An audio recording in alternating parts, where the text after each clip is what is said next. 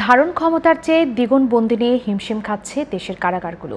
৩৪,০০০ বন্দির জন্য থাকা, খাওয়া ও নিরাপত্তার ব্যবস্থা থাকলেও ৬৮ কারাগারে বর্তমানে বন্দির সংখ্যা প্রায় ৬৫,০০০।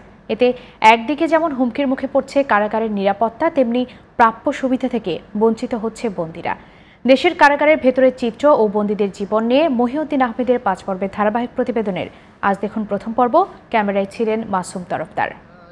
রাষ্ট্র ও সমাজে শৃঙ্খলা রক্ষায় যে কোনো অপরাধের জন্য রয়েছে শাস্তির ব্যবস্থা। আধুনিক সমাজে শাস্তির জায়গা হলো কারাগার। তবে শাস্তির চেয়ে গুরুত্বপূর্ণ অপরাধীকে স্বাভাবিক জীবনে ফেরানোর চেষ্টা। পর্যাপ্ত সুযোগ সুবিধা না থাকায় সবগুলো জেলে এই উদ্যোগ নেওয়া যাচ্ছে না। তার উপর রয়েছে ধারণ ক্ষমতার অতিরিক্ত বন্দির সংখ্যা।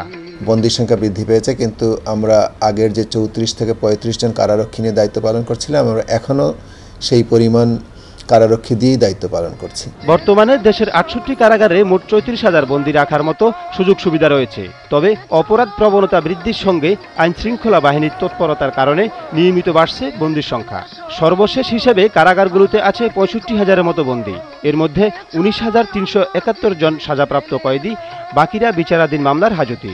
কারাগারগুলোতে বর্তমানে ফাঁসির আসামি আছে ১,০৮৬ জন। যাবজ্জীবন সাজা পাওয়া আসামি আছে প্রায় ৫,০০০। কারাবন্দী নারীর সংখ্যা প্রায় ২,২০০। ১৬ বছরের নিচে শিশু ১২ এবং বিশেষ বন্দী আছেন ২০ জন। বাংলাদেশের ৬৮টা জেলের মধ্যে বিভিন্ন জেল ইতিমধ্যে প্রায় ৮ গুণ ৯ গুণ আয়তনে বৃদ্ধি পেয়েছে, বন্দির সংখ্যা প্রচণ্ড বৃদ্ধি পেয়েছে। এক ঢাকা কেন্দ্রীয় কারাগারেই ৩,০০০ ধারণ ক্ষমতার বিপরীতে বন্দী আছে ৭,০০০। অতিরিক্ত এই বন্দীদের দেখভাল করতে পর্যাপ্ত জনবল নেই বলে জানান কারা মহাপরিদর্শক। জনবল বৃদ্ধির ব্যাপারে আমরা ইতিমধ্যে প্রস্তাব স্বরাষ্ট্র মন্ত্রণালয়ের মাধ্যমে জনপ্রশাসনে পাঠিয়েছি।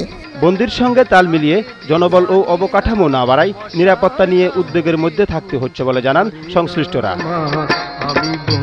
Mohiuddin Ahmed, GTV news, Dhaka.